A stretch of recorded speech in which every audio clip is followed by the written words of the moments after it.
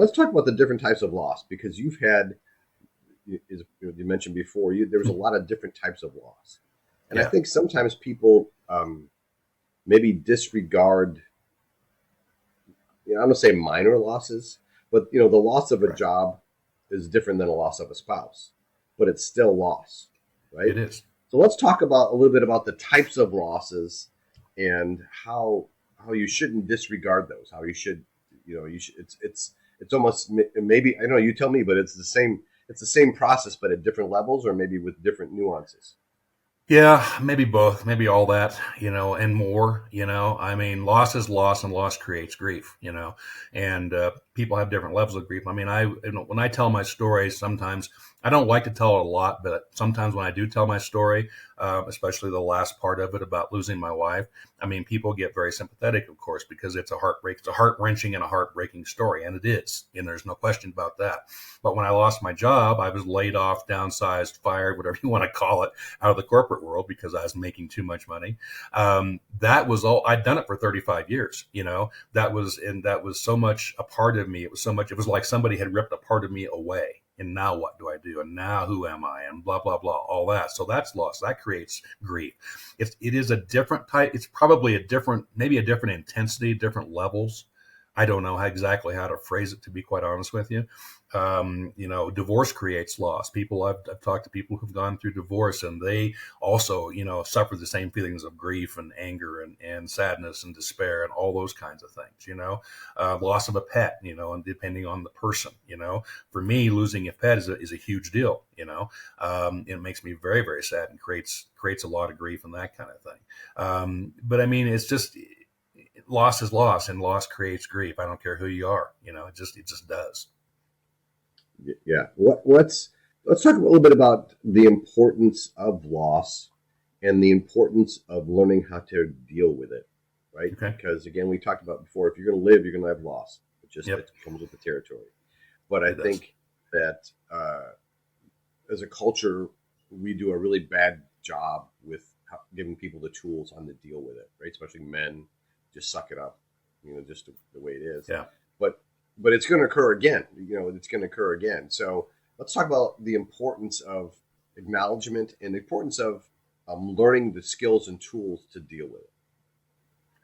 I think it's so important because if you can't get past, I know people. One of the chapters in the book I talk about not getting stuck in the past, and that's a huge deal. A lot of people do tend to get stuck in the past or tend to live in the past once they've experienced some kind of loss and that kind of thing, because they want to go back and they put a rose colored filter on it, and they think in the past that nothing bad ever happened. It was all rainbows and unicorns and blah blah blah, when actually in actuality it wasn't. It was life, ups and downs and sideways, just like life is today, right? But the thing is that people get stuck in the past. They're never able to go forward, never able to move forward. I've had people tell me, I'm happy thinking about the past. I don't want to move forward. I don't. So then we go back to wanting and willing, what do you want? Are you willing to have it? And that kind of thing. And it's so key to not get stuck in your head, to not get stuck in the past, but you have to decide that you want to go, because nobody can make you do that, by the way. This is a decision that a person has to reach within themselves. And once they do, then this book will give you that. I point that way because I have the table of contents over there so I can glance at it.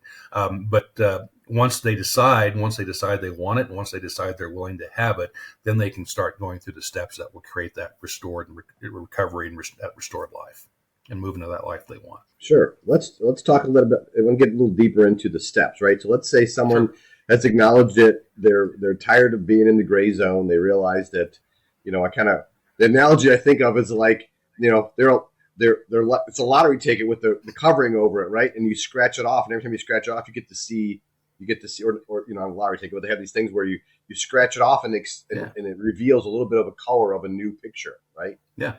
But you have to scratch it off a little bit at a time. So they've decided that they're going to go ahead, and they're not okay where they're at, or they're uncomfortable, but they want to get beyond. What's the first step? First step, like I said, is deciding, wanting deciding what you want, being willing to have it, and then understanding that, testing that want, making sure it's a true want, And again, you do that by feeling that want inside of you. A true want will create a feeling inside of you and inside of your body. You create a sense of excitement. It's like this book. It's like this whole thing that I'm doing now. It creates a sense of excitement inside of me. I jump out of bed. I'm eager to hit. I'm eager to. It doesn't create a sense of fear. It doesn't create a sense of nervousness or anything like that. So true wants will create those feelings, and then you have to stop. You have to accept the help that you find, because you will find help along the way. It'll come from unexpected sources. Mine did, that kind of thing. You have to understand what grief actually is. Grief is a monster. Grief wants to own you. Grief wants to kill you. Okay. It almost took my life, it didn't, obviously. Then you have to decide that you want to move forward. You want to get out of that gray zone. You have to, you got to be comfortable you have to get comfortable being uncomfortable. You mentioned uncomfortableness here a minute ago, or a few minutes ago. And that's so important. If people can learn to get comfortable being uncomfortable, it's an entire chapter in the book, that's a huge leap forward right there. So the first 7 chapters of the book are foundational, and they stack upon, I'm going the wrong way, they stack on top of each other. And then the last 6 or 7 chapters are the action steps that people can actually take to move forward. So they gotta be being uncomfortable, right? You talk about, yep. This is the important point I want to talk about. You said grief is a monster, which is interesting, right? And it wants to consume you, and it wants to defeat you, right? Talk a little bit more about that. Well, how does it, from a monster analogy and from a consumption standpoint, how does that work? You ever see the old vampire movies? When the old vampire comes up and he's really nice and friendly and wraps his arm around you, and then about the time you think you got a buddy for life, he just bares his fangs and just takes your life, right? Consumes you. And that's kind of what grief does. It wants you to think it's your friend. It's okay to feel all this way. It's okay to be in this gray, to have the blanket of grief over you, like you referred to. I like that, by the way. I'm going to steal that, Cliff.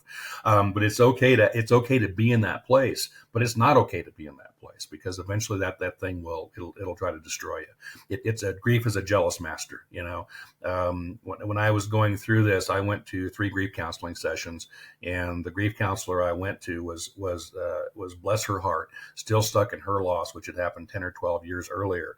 And the first session I walked into, she said, "I'm here to be a witness to your pain." That's the last thing I wanted. I knew what the pain felt like. I didn't need a witness. I needed a way out, right? So I didn't go to many more of those sessions after that, because I just didn't feel like it was right for me. But grief will totally overwhelm you. It'll control every decision you make. It'll control how you interact with other people or don't interact with other people, because most people withdraw. I tended to withdraw a lot, and that was intentional. I just didn't want to be around anybody, or I didn't think I did. It was just too much work. It was too much effort. It was too much. It hurt too much, because everywhere I went, there were all these little reminders, of what had been before, because I was stuck in the past too for a while. So that's what grief can do to you. And that's why I call it a monster.